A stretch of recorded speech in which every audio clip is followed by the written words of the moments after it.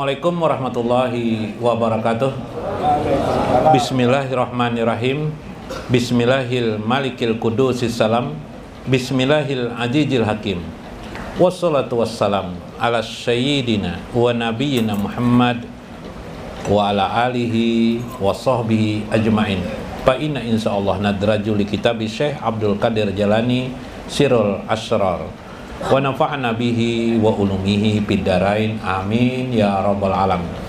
Mudah-mudahan melewati saluran Syekh Abdul Qadir Jailani, keberkahan hidup kita makin tebal, makrifat kita makin dekat kita dengan Allah Subhanahu wa taala, amin ya rabbal alamin. Lihurmati lil habaib, sayang saya hormati para habaib, lil khusus Habib Alwi Ibnu Ali Al-Habsi. Keingatan orang tua pian bipelun. Lil Habib Agil Habib Agil apa? Asegap sebenarnya, Asegap lah, Asegap. Habib Agil Asegap. Nah, sidin nambahi al-bawah aja sidin. Lihurmati Habib Faisal Al-Qab. Salam bib lah. Mbak Anum pimpian bib lah. Bebungas ya Habib Agil. Nah, Habib Agil mah dah kan. Lil Habib Hasan Al-Qab, Habib Masyhur bin Sahab. Lil khusus Habib Muhammad Al-Habsi. Alhamdulillah, selamat bib lah datang. Alhamdulillah. Ditunggu-tunggu bana pian bib lah. Nah, dulu beliau ketua Rabitah tadi, sekarang beliau ketua apa bib? Ketua Wali Songo aja Habib. Habib Muhammad Al-Habsi. Tidak apa-apa, kita akrab dengan beliau supaya kenal dengan beliau di jalan atau di apa, kalau ketemu mau jak lebih di rawa-rawa, mau jak lah di rawa tuh maksud disapa Bib. Nah, kalau ada jamaah nyapa, oh ini Habib Muhammad, assalamualaikum Bib. Nah, tidak apa-apa. Tapi kalau sidin sama gandengan sidin jalan jangan, tapi diganggu-ganggu lah. Nah, Bib lah, panjang umur Bib lah. Habib Talib bin Sihab. Nah, ini luar biasa. Dari mana Bibin? Nah, dari Jakarta aja Bib lah. Dari Jakarta. Kalau dari Hadramaut lagi datang, awal ke Hadramaut terus pian? Belum lagi lah. Seminggu lagi lah. Nah, Hadramaut lagi. Habib Tiang Aras, Habib Qadir Al-Habsi. Para guru Jenal Arifin, Kiai Haji Jenal Arifin, Kiai Haji Maskuni, guru Kiai Haji Johan Sah, guru siapa nih, Gusti Aryansah, Gusti Suryansah, guru-guru yang lain yang di luar, ada 2 orang nih guru juga nah cuma tidak disebut nama-namanya lah. Mudah-mudahan semua para habaib dan guru-guru kita yang hadir di sini sehat afiat semuanya, tambah berkah, bukan berarti tambah lama, tapi bertambah juga rezeki dan nikmat dunia dan nikmat akhirat, amin ya rabbal alamin. Minggu kemarin saya mengingatkan bahwa sholat yang kita kerjakan, sholat hari ini Isra Mi'raj ya, pas nih pembahasannya. Sholat kita itu ada 2 dimensi, ada johir, ada batin. Kalau di istilah kitab Awariful Ma'arif li Syekh Suhrawardi, muridnya daripada Syekh Abdul Qadir Jailani, kitab Awariful Ma'arif, tidak saya bacakan sini langsung, bahwa sholat yang kita lakukan itu adalah berarti kita memenuhi kehendak ruh kita. Jadi orang yang sholat 5 waktu tambahnya sholat nawafil berarti memenuhi kehendak ruh. Karena ruh itu kalau kita tidak sholat dia tersiksa sebenarnya. Ruh kita itu tersiksa. Karena ruh diadakan Allah dalam fitrahnya yang suci, yang asli, yang suci ya, dari Allah Subhanahu wa taala, yaitu mengabdi kepada Allah Subhanahu wa taala. Dalam kitab Mukasyafah Bahsul Arwah itu dijelaskan bahwasanya ruh kita ini mendambakan kegembiraan ruh kita itu ialah bila dia dapat makin dekat dengan Allah. Karena pada dasarnya ruh kita itu cinta kepada Allah, tapi kita tutupi dengan pantulan kita sendiri, yaitu nafsan diri kita, sehingga akhirnya ruh kita menjadi kotor atau terdinding dia. Nah, Allah Subhanahu wa Ta'ala memerintahkan kepada Nabi Muhammad untuk supaya umat beliau, kita ini berarti mengerjakan sholat 5 waktu melewati perintahnya Isra dan Mi'raj, atau yang disebut dengan perintah Mi'raj. Perintah Mi'raj itu adalah sholat. Lalu Syekh mengatakan, qala Rasulullah sallallahu alaihi wasallam, ujar Syekh Abdul Qadir Janin, la sholata illa bihuduril qalbi. Tidak ada sholat itu kecuali harusnya menghadirkan hati kepada Allah Subhanahu wa Ta'ala. Dalam kitab Mu'awanah, Risalatul Mu'awanah, sholat johir itu kita kerjakan, maka batinnya harus nawanya ilallah, lurus niatnya kepada Allah. Itu dalam kitab Risalatul Mu'awanah oleh Al-Habib Abdullah Al-Haddad. Kata beliau, itu harus lurus kepada Allah. Yang dimaksud lurus dijawab oleh Sirrul Asrar oleh Syekh Abdul Qadir Jalani ialah la sholata illa bihuduril qalbi. Tidaklah sholat kalau orang itu tidak menghadirkan hatinya kepada Allah Subhanahu wa Ta'ala. Jadi ada dimensi sudah johir kita kerjakan, ya, karena ada perintah roh. Johir kita Allahu Akbar, ya lah, Sami Allahu liman hamidah, karena ada perintah roh.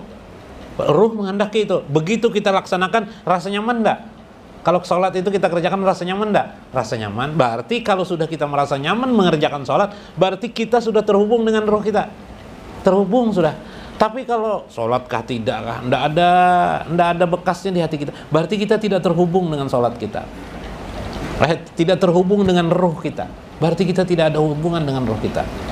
Nah, selanjutnya kalau sudah begitu, ketika kita meninggalkan sholat, terasa enak enggak?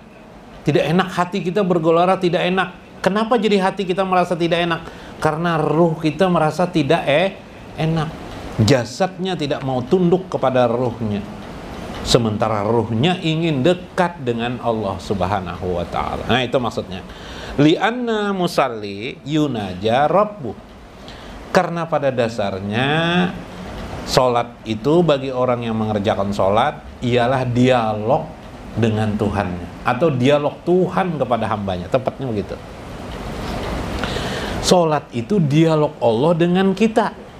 Kok kenapa dialog Allah dengan kita? Bukan kita yang berdialog dengan Allah, Allah yang berdialog kepada kita.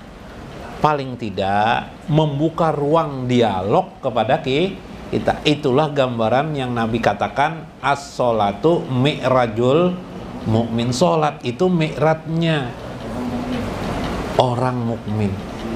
Kayak apa sholat itu?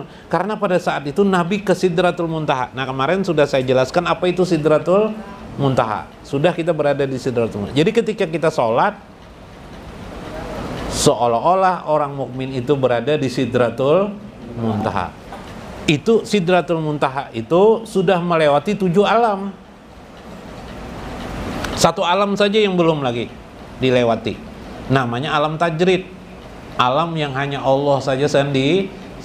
Di Sidratul Muntaha ini saja malaikat Jibril sudah tidak bisa. Nabi baginda Rasulullah Shallallahu alaihi wasallam itu ketemu. Kalau kita orang Banjarnya menyebut Nabi itu baginda Rasul, ya lah. Kalau orang Jawa apa ngapa? Orang Jawa apa? Kanjeng Nabi. Kalau kita orang Banjar baginda Rasul.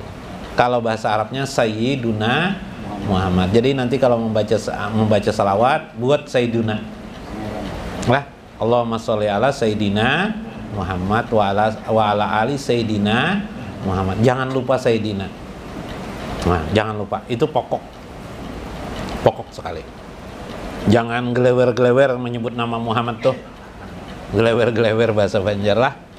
Nah, janganlah kurang beradab. Belajar beradab kepada baginda Rasul. Kalau kita memang merasa beliau masih hidup sampai sekarang, banyak hadis-hadisnya yang sudah saya jelaskan, kita sebut beliau dengan penghormatan takjim kepada beliau baginda Rasulullah. Subhanallah. Nah, dan Rasulullah mencontohkan mi'raj itu di dalam sholatnya. Bagaimana beliau di Sidratul Muntaha dengan mengucap At-tahiyatul mubarakatus salawatut thayyibatulillah, assalamu alayka ayyuhan. Lalu Allah menjawab, Nabi kagum dengan kebesaran keagungan Allah. Beliau melewati 7 alam. Alam jasad sudah lewat, naik lagi dari alam jasad ke alam misal, naik lagi ke alam ruh, naik lagi ke alam mulki, naik lagi ke alam malakut, naik lagi ke alam sultani, naik lagi ke alam jabarut. Subhanallah, masuk di alam Sidratul Muntaha. Di belakang Sidratul Muntaha ada namanya alam tajrid yang Allah hanya sendiri saja. Itu makinnya itu bakar di alam Sidratul Muntaha aja Jibril terbakar. Di Sidrah ini itulah mi'raj Nabi, dan beliau pada masuk Sidrah itulah terkesima beliau terucap dengan ucapan bila harfin wala sautin, tidak ada huruf, tidak ada suara, tapi termakna. Nah, oke Pak, tidak ada huruf, tidak ada suara, tapi termakna. At-tahiyatul mubarakatus salawatut thayyibatulillah, dengan penuh penghormatan, pengagungan, dan diberkati orang yang mengucapkan ini. Salawatut thayyibatulillah, assalamu alayka ayyuhan nabi. Lalu ada jawaban setelah Nabi kagum. Bahasa lainnya kemarin zikir terpesona. Tahulah zikir terpesona, zikir bahit, zikir bahit, zikir terpesona. Subhanallah, terpesona. Anda terpesona enggak? Masa dengan wanita cantiknya Anda terpesona? Masa dengan yang maha Rabb ini, maha agung ini, maha aja wajah lainnya Anda tidak terpesona? Terlalu sekali kita. Nabi menggambarkan mi'rajnya terpesona dengan Allah. Subhanallah, sampai tak terucap lagi kalimat subhanallah, alhamdulillah, Allahu akbar, tidak terucap lagi sudah, ya kah? Sehingga tidak ada huruf, tidak ada suara. Seandainya dimaknakan, itulah ucapannya at-tahiyatul mubarakatus salawatut thayyibatulillah. Nanti diulang-ulangi di rumah, dilihati. Lalu Allah menjawab, tidak ada huruf, tidak ada suara juga. Allah menjawab, assalamu alayka ayyuhan nabi warahmatullahi wabarakatuh. Selamat sejahtera engkau Muhammad hambaku, warahmatullahi wabarakatuh. Kalau Allah tidak menyebut Nabi Sayyiduna, kenapa? Karena Allah. Nabi menyebut langsung Muhammad. Jadi kita jangan sama Allah menyebut Nabi Muhammadmu. Oh ya, Allah aja lagi lawan hambanya, ya kah? Kita hormati baginda Rasul. Subhanallah. Ini adab kepada baginda Rasulullah. Kalau tidak beradab seperti ini, nanti khawatir di akhirat di akhir hayat nanti tidak bisa menyebut la ilaha illallah. Lebih-lebih lagi la ilaha illallah Muhammadur Rasulullah. Entahlah. Nah, cukup dulu lah, karena kita sambung ulang minggu depan. Mudah-mudahan bermanfaat, mudah-mudahan dapat dimaknai. Minta maaf waktu agak telat. Wallahul muwafiq ila aqwamit thoriq. Wassalamualaikum warahmatullahi wabarakatuh.